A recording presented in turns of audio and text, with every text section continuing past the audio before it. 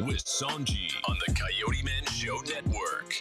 Where laughter is our therapy. With Sanji Lucy and Sekou, we're on the edge.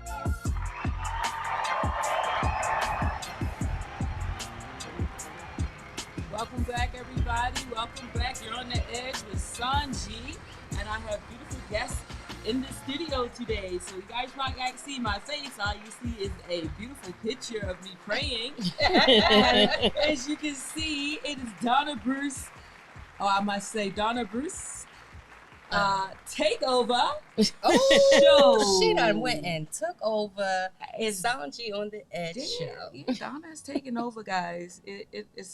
But listen, it's a good reason why she's taking over today.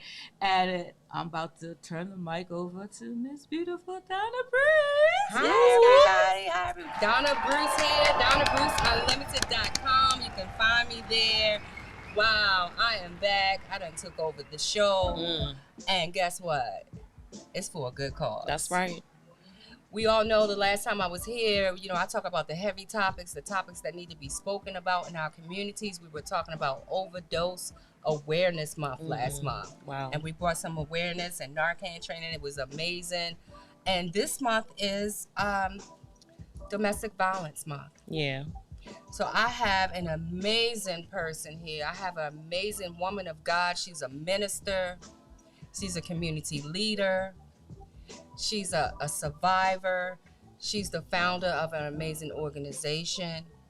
And I brought her on the show because her life is worth putting on the platform for everybody to see, right? That we are victorious and we're overcomers. So who are you? Who are you? Well, hello, everyone. Thank you, Sanji, for letting Donna take over your show. But everyone, my name is Sierra Walker. I am the founder of Dana's Daughters, Inc. It is an organization located in Baltimore that specializes in holistic healing from trauma. This organization is for women and adolescent girls ages 18 and up. Because there's no limits. And the things that we deal with are all of the traumatic things that happen in our households and in our lifetimes. We don't believe in what was taught to us over and over and over again, just perpetuated in our culture, that what goes on in our house stays in our house.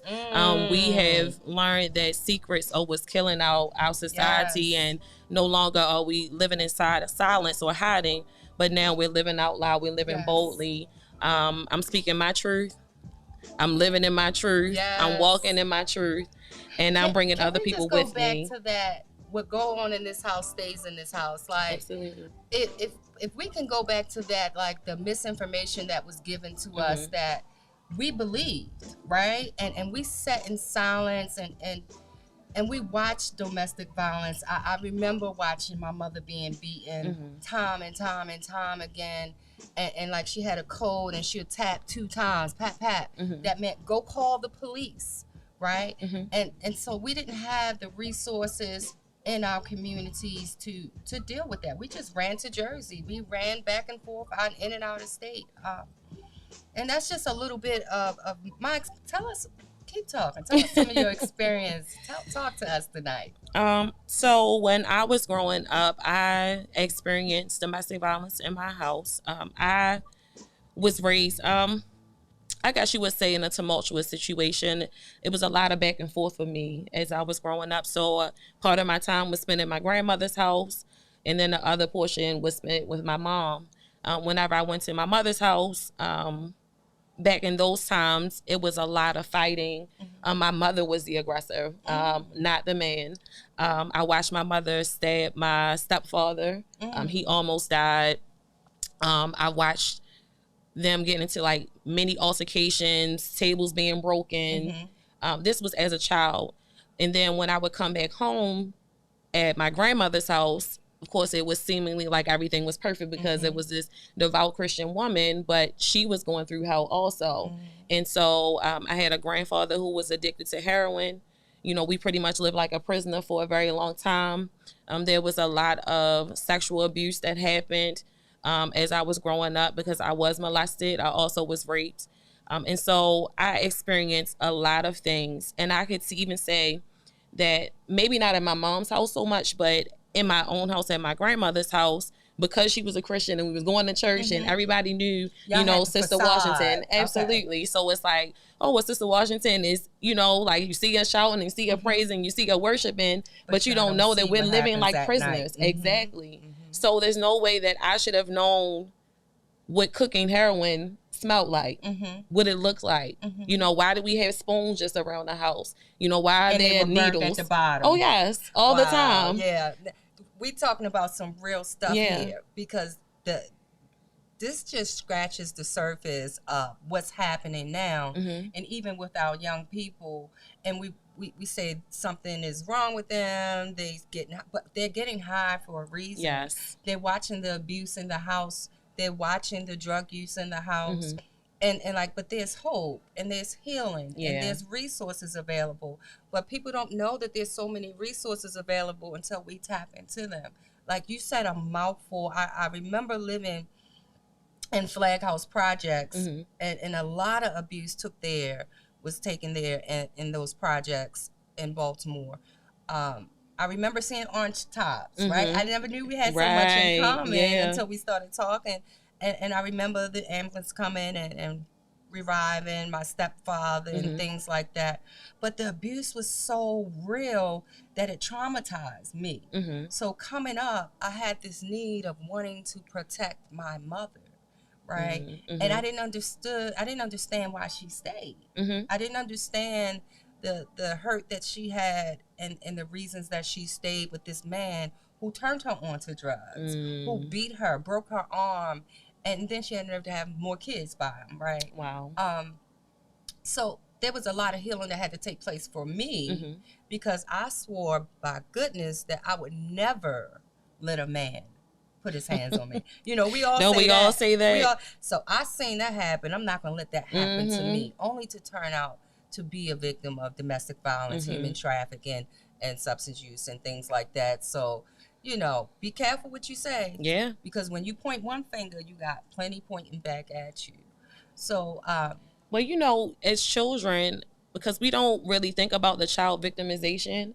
And so you're at the tender ages, right? And so you're constantly learning. Like, a lot of our learning is subconscious. So those things that were happening in front of you, like, wow, you knew that it was wrong. You knew that something wasn't right about it, but it becomes normalized. And so even those things that you speak out against and say, oh, I don't want any parts of that, or you're stupid, like, how could you still be here, or why can't we just leave?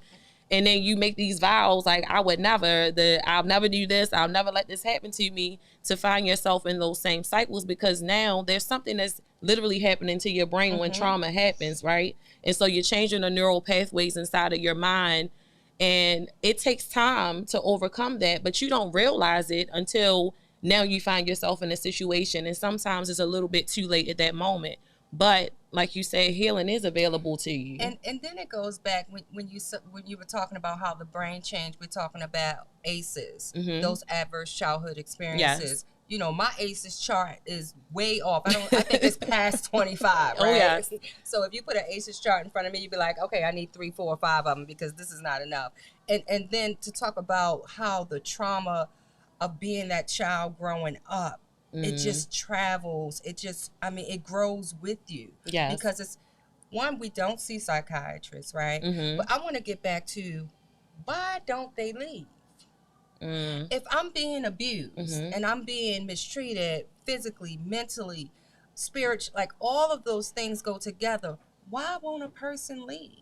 Well, I would say, for me personally, and I know that it's not just true for me, it's true for others, but in that situation, when I was in this relationship for 12 years, and then I had children with this person, that now all of my finances was tied up into this person. I was being financially controlled, mentally controlled, spiritually controlled, emotionally controlled.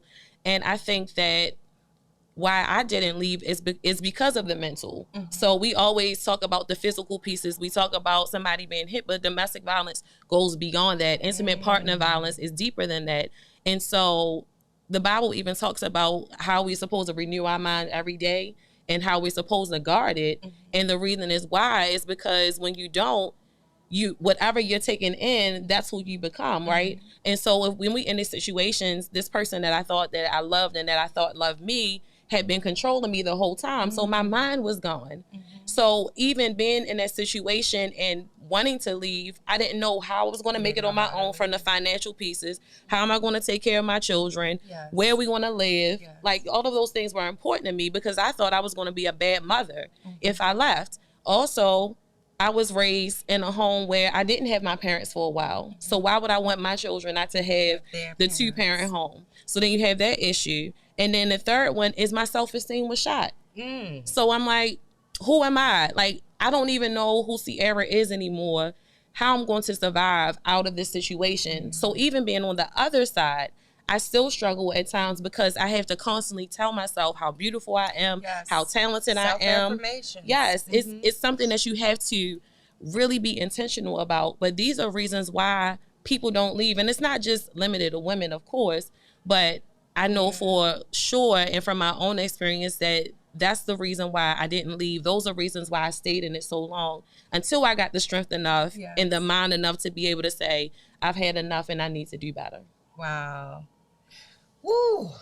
Woo, girl. I told you I was going to, I took over the show. Yes. And we are getting some stuff done tonight. Wow. Thank you, Sierra. That was a lot that you shared from a professional as well as a personal point, because what's happening is people are not talking about it. Right. So for you to have the courage to come on and talk about domestic violence and talk about your personal life and how you're growing and how Dana's daughter was created and the people that you're helping, we appreciate that. Tell us a little bit more about your organization. Tell us some stats. Give us some statistics. Let us get in and out of here tonight. You know, do you have anything coming up? Because you are, I am a co-author for your book. Look, yes. Come on. Got some soft snaps. Snap. The book is about to drop. Yes, it is. The book is about to drop, right? And we have, 7 of it. Tell us about the book. All right. So wherever you want to start. I don't even know where to begin. I guess I'll start at the book then. So the book, wow, it makes me emotional. The book is a dream come true because I feel that I was silenced for so long and I didn't know how I was going to get my voice back. And most people see me and they're like, they see me speaking in front of people and it's like, oh, you don't have any issues, or you know, like you speak so like boldly. No, but I mean, you know, even making that statement, like, what does that mean? Right? Because most of us don't look like the things that's going on in our house. But that's how we were raised.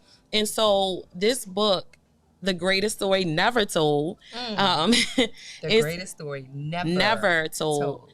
Is an opportunity for women to be able to share those things that's on their heart, those secrets that they've been carrying, and to release it into the atmosphere so that not only can they be free, but the people who are reading it will be free too. And so I was given the vision.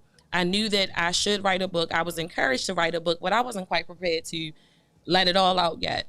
And so I was given a vision from God to be able to do this anthology, to create this platform for other women like yourself, to be able to share a portion of your story in hopes that you will one day release the full transcript, because everybody has a story and everybody needs to release this story and everybody needs a safe space to be able to do that.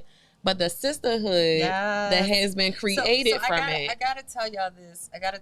So she invited us to dinner at this little fancy restaurant, and we got there, and there was these cute little boxes that was sitting there, and they had our names on it. I still got my box. I'm a good date, okay? Yeah, she's an excellent date, y'all.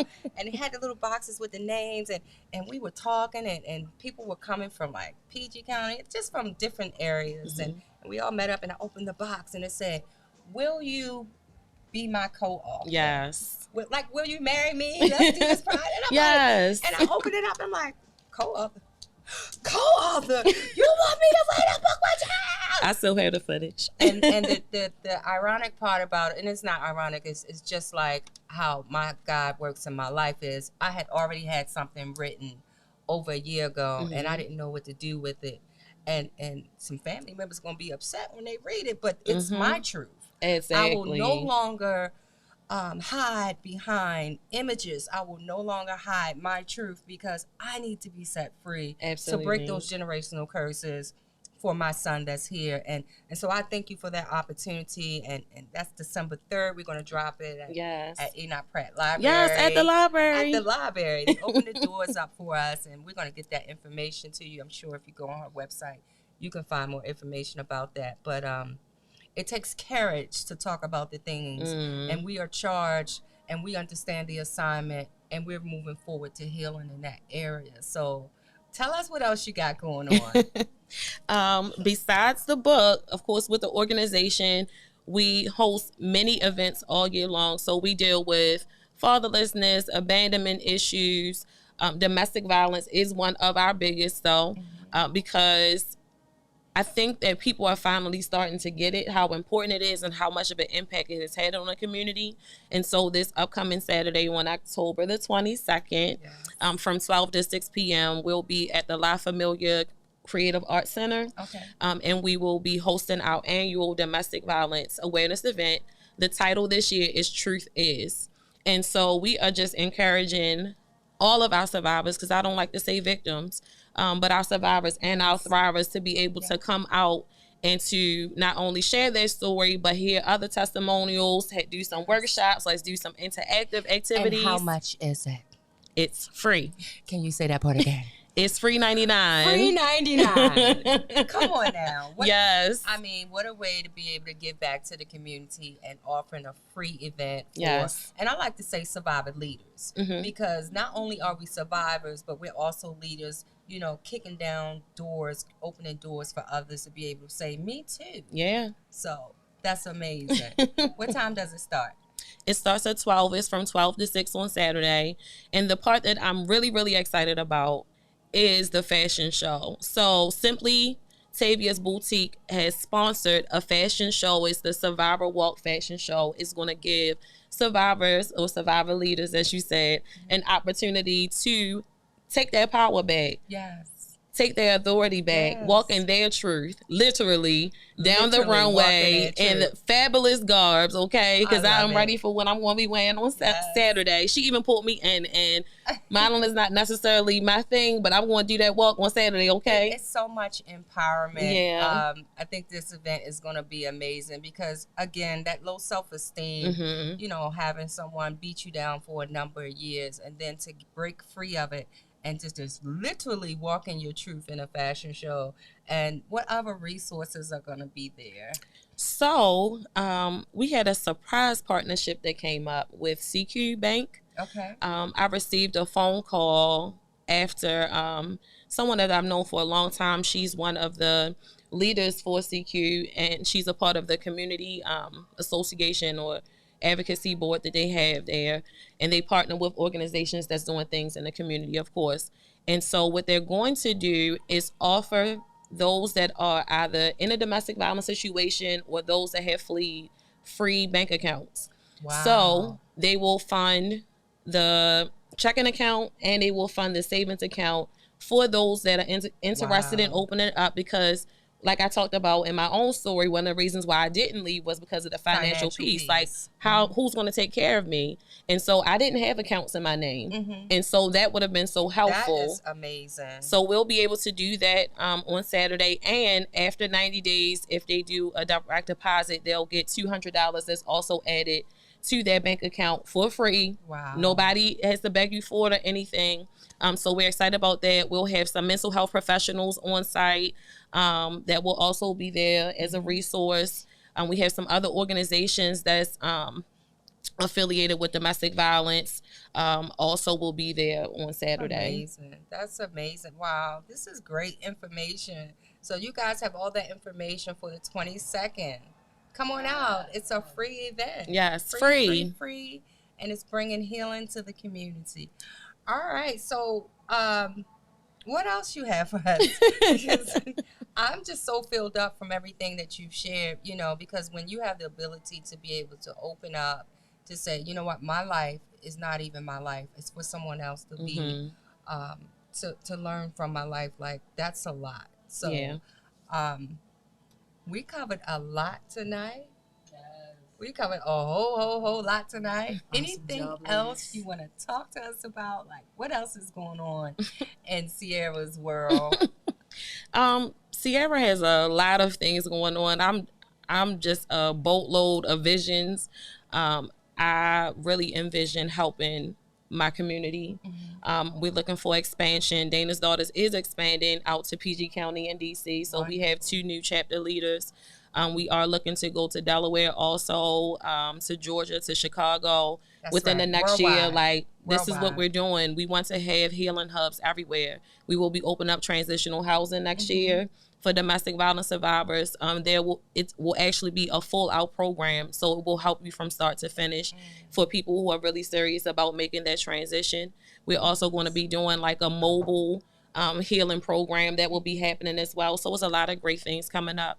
I just want to encourage anybody who's been through any type of trauma, whether it's been domestic violence, if it's sexual abuse, if you're struggling with low self-esteem, if you're having abandonment issues, if you're going through grief, there is a way out. Healing is available to you, but you have to be an active participant in it. Yes. And there's a level of accountability I feel that we don't necessarily have all the time.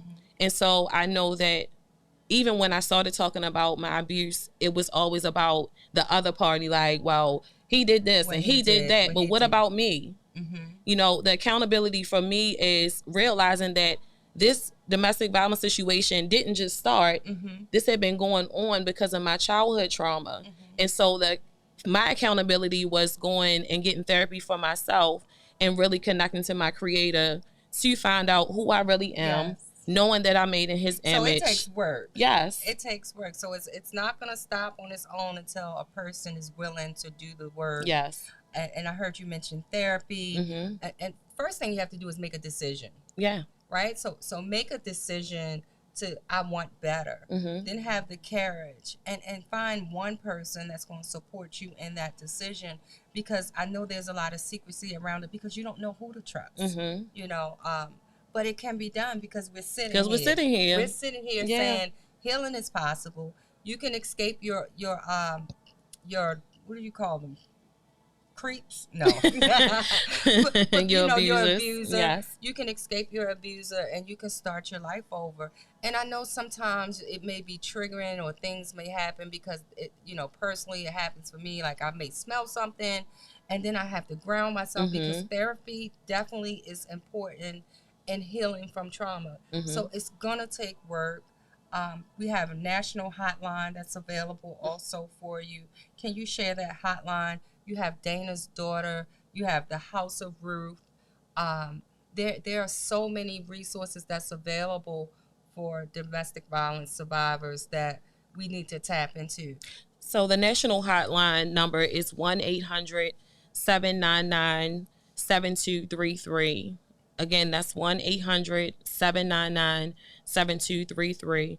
Locally, you have the House of Ruth, and that number is 410-889-8040. For anybody that's, whether you're trying to flee, the House of Ruth also has other resources. They help you with housing. They help you with moving costs. They help provide food. I actually worked there for a little while myself. They really are a great resource.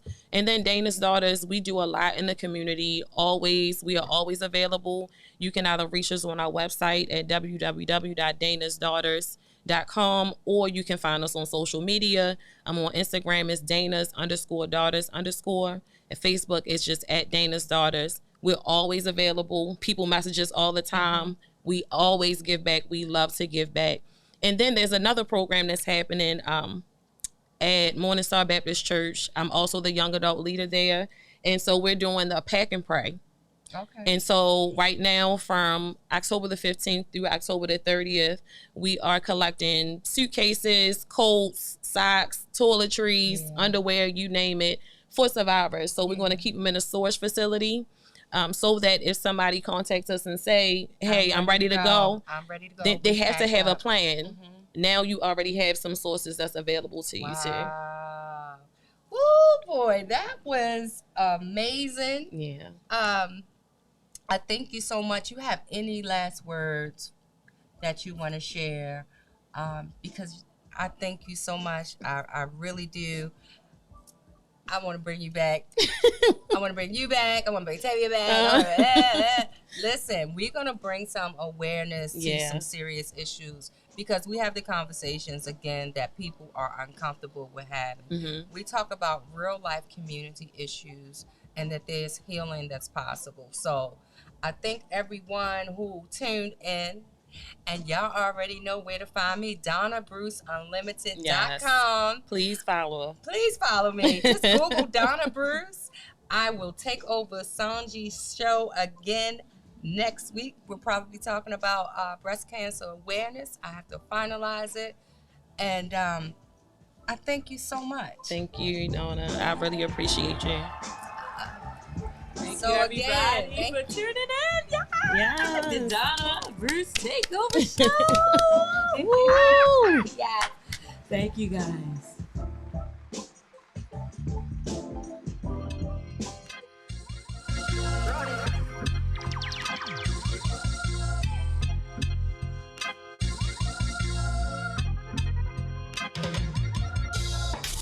On the Edge, With Sanji on the Coyote Man Show Network. where laughter is our therapy. With Sanji Lucy and Sekou. We're on